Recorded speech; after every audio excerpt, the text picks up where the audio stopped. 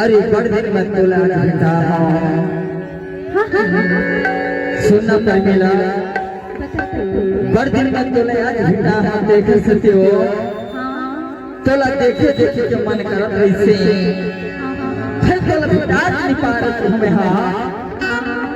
आवाज ये पावन भैया पर रही गाँव में तोला भेटा डरावना ईमान से तो हो सुर प्रयास कैसे का दिन के बाद दिन हो गया ना एक से तो लगे था अब हमारे मर रही गाँव तक कहूँ चाबी तक कहूँ मन्नती में पहुँच गए हाँ तब तो लोग घुमा के ले आया के ठुका अब ऐसे संजीव बाबा ने बोला दीदी हेलो जब आशीर्वाद हमारा ऊपर बरसत रही से एक सती का कुछ बतावा थोड़ा मन्नत से घुमा के लिए आ सकते होगा ईमान से जाबी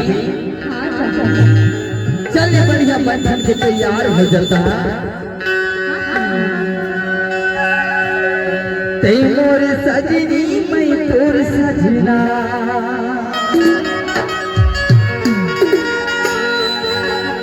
अब चलना तोला जागुरी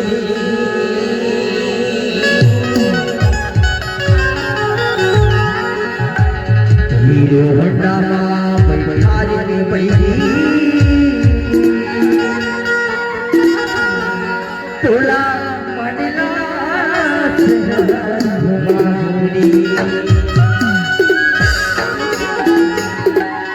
जाबी ना तब तक होगा मोरे सजनी मोरे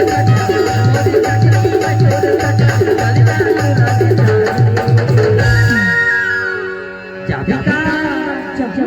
जाबी ना पर महिला जाबी तुम्हें पक्का पक्का चलो हीरो होंडा मापा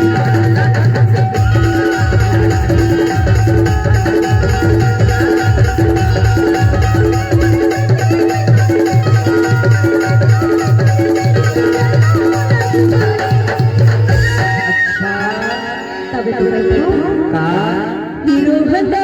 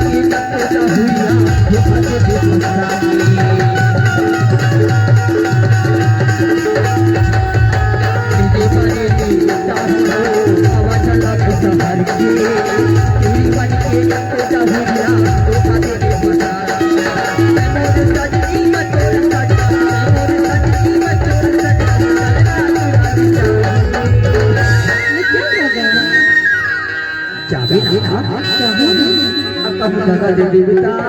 नहीं दूंगा। अरे मोला जगह छट दो मेरे माया वाली कावर की कोन ऊपर बड़ माया बाकी ही हो तब तक था हीरो हंडा बाप